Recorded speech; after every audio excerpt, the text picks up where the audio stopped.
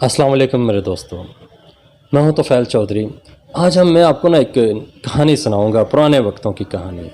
पुराने वक्तों में ये होता था, आज से तकरीबन 2000 साल, 3000 साल, 4000 साल पहले की बातें कि उस वक्त ये होता था जब कोई बंदा बीमार हो जाता था, बीमारी में ज़रा नकाहत होती है, कमज़ोरी हो जाती है, तो उसको एक पौधा होता था, उस पौधे का वो रस निकालते, वो उसको पिलाते, तो वो उसकी फ़ौरन जितनी कमज़ोरी थी ख़त्म हो जाती। और उस जो रस होता था वो बड़ा मज़े का होता था, बड़ा मीठा मीठा होता था।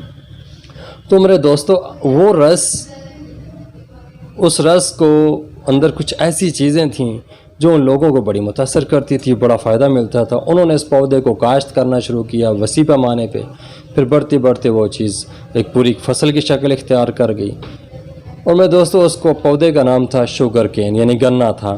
उसको लोग उसका रस निकालते थे, दांतों से चबा कर भी निकालते थे या किसी दूसरे ज़रिए से उसका रस निकालते थे। तो मेरे दोस्तों, वो जो शुगर केन था, जो गन्ना था, इसका रस इतना इम्पॉर्टेंट था उस वक्त कि इसके फ़ौरन एनर्जी मिलती थी पेशेंट को, और इसका टेस्ट भी मज़ेदार होता था। और बाद के ज़माने में उस वक्त उसको जो संस्कृत ज़बान में उसके रस को कहा गया, वो कहा गया सिकारा का नाम दिया गया। और ये जो हमारा बरसगीर का एरिया था, इसको इन्होंने शक्कर का नाम दिया। जर्मन वालों ने इसको सकरी का नाम दिया और इंग्लिश वालों ने इसको शुगर का नाम दिया। तो इसको इस तरह ये जो चीज़ बनती गई, ये शुगर जो केन का जो रस था, ये जूस था, ये बाद में जब 5वीं सदी आई तो इसमें बरसगीर वालों ने इसको, एक मसला था उसको हल किया, तो एक नई चीज़ बनी।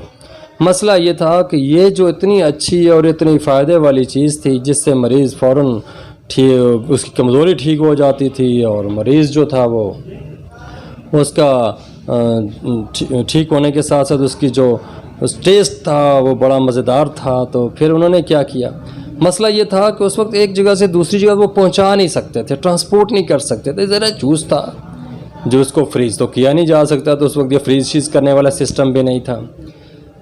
फिर थोड़ी सी बेहतरी है, इन्होंने सोचा कि ऐसा इसको किया जाए कि कुछ सॉलिड सा बनाया जाए इसको, ताकि हम अपने जो दूर के शहर हैं, दूर के जो जहाँ ये फसल नहीं होती है, वहाँ तक भी ये चीज़ पहुँचाएँ।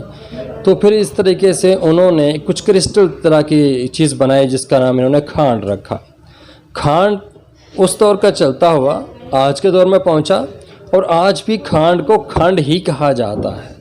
इंडिया के, पाकिस्तान के कुछ पुराने देहातों में चले जाएं, पुराने लोगों से पूछे तो वो चीनी या शुगर को खंड ही कहते हैं। तो वो जो शुगर केन का जो जूस था, वो रस था, वो दरअसल आज के मौजूदा दौर में वो चीनी या शुगर थी, वाइट शुगर, जिससे हम टेबल शुगर भी कहते हैं। तो मेरे बहनों और भाइयों, मैं आज आपको उस वाइट शुगर, टेबल शुगर, चीनी के बारे में आपको बताऊँगा कि ये क्या चीज़ है, इसकी केमिकल कंपोजिशन क्या है, ये बनती कैसे है। हमारे हाथ में जो चीनी आती है वो सफ़ेद रंग के छोटे छोटे दाने आते हैं, जबकि इसका जो सोर्स है वो पौधा है गन्ने का, ये शुगर केन का पौधा है।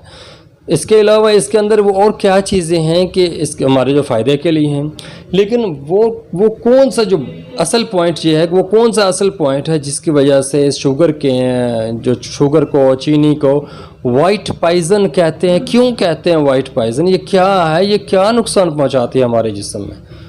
तो मेरे दोस्तों और भाइयों बहनों, आगे बढ़ने से पहले मेरी छोटी सी आपसे एक रिक्वेस्ट है, मेरी ये जो बातें हैं ये दूसरे लोगों तक ज़रूर बताइएगा, मेरी इस वीडियो को शेयर कीजिएगा और सब्सक्राइब भी ज़रूर कीजिएगा। मेरे बहनों और भाइयों, बात यह है कि ये जो शुगर है, चीनी है, ये एक रिच सोर्स ऑफ कैलोरीज़ है। इसके अंदर बहुत ज़्यादा कैलोरीज़ होते हैं। एक सर्वे है WHO का, उस सर्वे के मुताबिक जो डेवलप्ड कंट्रीज़ हैं वो सालाना तकरीबन, जो डेवलप्ड हैं वो सालाना तकरीबन 30 से 35 kg पर पर्सन ये शुगर इस्तेमाल करता है।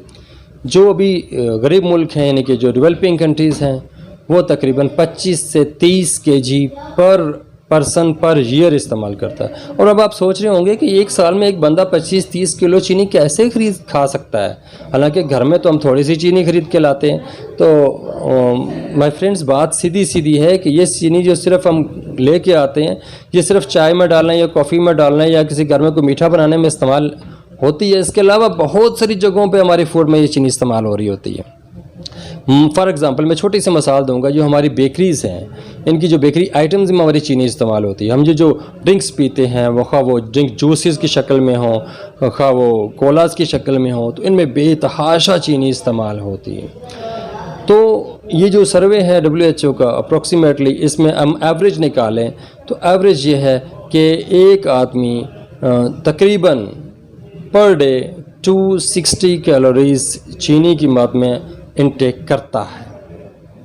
अब आप सोचें कि जब इतनी ज़्यादा कैलोरीज हम इनटेक करेंगे तो लामहला ये जो चीनी है, जो शुगर है, ये हमारी बॉडी को नुकसान भी पहुंचाएगी। अब मैं थोड़ी सी और बता दूं कि चीनी के जो ही हमारे जहन में आती है, जो मिठास आती है, तो मिठास आपको बता दूं कि 3 किस्म की होती है। एक को सैक्रोज कहते हैं, एक को लैक्टोज कहते हैं और एक को फ्रक्टोज कहते हैं। ये 3 किस्म की जो चीनी है, 3 किस्म का जो मिठास है, 3 किस्म के जो हमारे टेस्ट के लिए टेस्ट बड्स हैं, टेस्ट की वाली चीज़ें, ये 3 हैं, सैक्रोज, लैक्टोज, फ्रक्टोज। अब इनमें से एक जो चीज़ है वो लैक्टोज, वो सिर्फ़ और सिर्फ दूध में पाई जाती है। खा वो ह्यूमन दूध हो, खा जानवरों का दूध हो, सिर्फ दूध में पाई जाएगी लैक्टोज सॉरी। लेकिन जबकि फ्रक्टोज जो है ये जो हम प्लांट से हासिल करते हैं, मसलन इस बहुत सारे फलों में, बहुत सारी चीज़ों में इसमें मौजूद होती है, हनी में ये फ्रक्टोज मौजूद होती है। सक्रोज एक ऐसी चीज़ है जो कि जिसको हम, ना तो ये दूध में होती है, इसको कई प्रोसेस से गुजारने के बाद इसको रिफाइंड शक्ल में जब हम देखते हैं तो उसको हम चीनी कहते हैं, शुगर कहते हैं। यानी शुगर या चीनी जो है ये बेसिकली सक्रोज होती है, जो हमारे लिए बहुत नुकसानदेह है। तो ये जो सक्रोज है इसके बहुत सारे नुकसानात हैं, लेकिन मार्केट में हम देखते हैं कि ऐसी कुछ चीज़ें चल रही हैं जैसे फ्रक्टोज की शक्ल में शुगर के मरीज़ छोटी छोटी जो टिक्कियाँ इस्तेमाल कर रहे होते हैं, वो फ्रक्टोज होती है, वो कम नुकसानदेह है। तो हम ये देखते हैं, हमारा जो आज का टॉपिक है वो सक्रोज के ऊपर है, यानी चीनी के ऊपर है, शुगर के ऊपर है, टेबल शुगर के ऊपर है। तो हम ये देखते हैं कि ये जो सक्रोज है ये हमारी बॉडी को किस तरह नुकसान पहुंचाती है। सबसे पहले हम ये देखते हैं कि जो सबसे बड़ा इसका नुकसान है वो है ओबेसिटी के हवाले से, मोटापे के हवाले से। तो माय फ्रेंड्स, बात ये है कि चीनी यानी शुगर खुद मोटापा क्रिएट नहीं करती है, लेकिन ये ओबेसिटी बनने के अमल में इंतहाई मददगार है, इसलिए कि इसके अंदर बहुत ज़्यादा कैलोरीज होती हैं। इसी तरीके से कार्डियोवैस्कुलर सिस्टम को ये कमज़ोर कर दी, यानी कि हमारे दिल के निज़ाम को, हमारी शरियानों को, अवरीदों को ये कमज़ोर कर देती है। इसी तरीके से हमारा जो एक और मसला है वो है दांतों का। दांतों के जो उसकी जो बनावट है उसको ये डैमेज करती है, जिसकी वजह से हमें हमारे दांत ख़राब भी होना शुरू होते हैं, कीड़ा भी लगता है और हमारे दांत टूटना भी शुरू हो जाते हैं। ख़ास करके हमारे जो आजकल के नए बच्चे जो हैं, ये आजकल के बच्चे इतना ज़्यादा मीठा इस्तेमाल करते हैं, खा वो टॉफ़ीज़ की शक्ल में हो, खा वो कुकीज़ की शक्ल में हो, बिस्किट्स की शक्ल में हो, वैसे मीठे की शक्ल में हो, किसी भी शक्ल में जब मीठा इस्तेमाल करेंगे तो डेफिनेटली उनके दांतों के मसाइल के साथ साथ बाकी मसाइल तो आएंगे ही, उनके सबसे पहले में जो नज़र आएगा वो दांतों का मसला नज़र आएगा। अब खुद सोचें, एक ऐसा बच्चा जो आज 10 साल का है, 10 साल की उम्र में वो चीनी ज़्यादा ले रहा है किसी भी शक्ल में, चाय को तो छोड़ दीजिए, टॉफ़ीज़ की शक्ल में, बिस्किट्स की शक्ल में या और किसी मिठास की शक्ल में वो ज़्यादा इंटेक ले रहा है, तो क्या होगा? उसका कार्डियोवैस्कुलर सिस्टम कमज़ोर, आज 10 साल का है, और उसके अंदर ओबेसिटी, उसके दांत ख़राब, इस तरह और दूसरे मसले ये। लेकिन जब ये बच्चा 10 साल के बाद, 20 साल के अरसा गुजरने के बाद, जब 30 साल का हो जाएगा, आफ्टर 20 ईयर्स, उस वक्त उसके कार्डियोवैस्कुलर सिस्टम कहाँ होगा? उसका दिल तो तकरीबन ख़त्म हो चुका होगा, उसका मोटापा कहाँ तक पहुँच चुका होगा, इस तरह बहुत सारे मसले मसाइल उसको आ चुके होंगे। तो ये एक ऐसी चीज़ है जिसको हम अभी से कंट्रोल करके हम इसको आगे चला सकते हैं।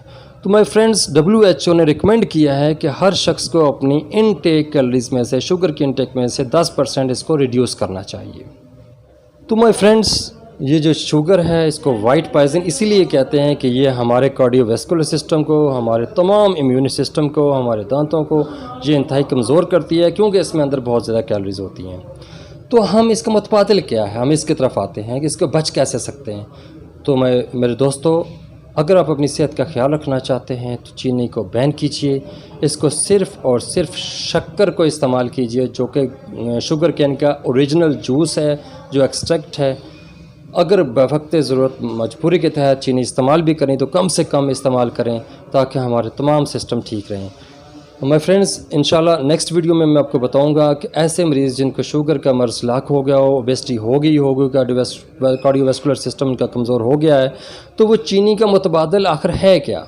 स्टीविया प्लांट पे मैं इंशाल्लाह ताला आपको नेक्स्ट वीडियो में बताऊंगा। वीडियो देखने का बहुत बहुत शुक्रिया। अपना और अपने अजीज़ और रिश्तेदारों का ख्याल रखिए। अल्लाह हाफ़िज़।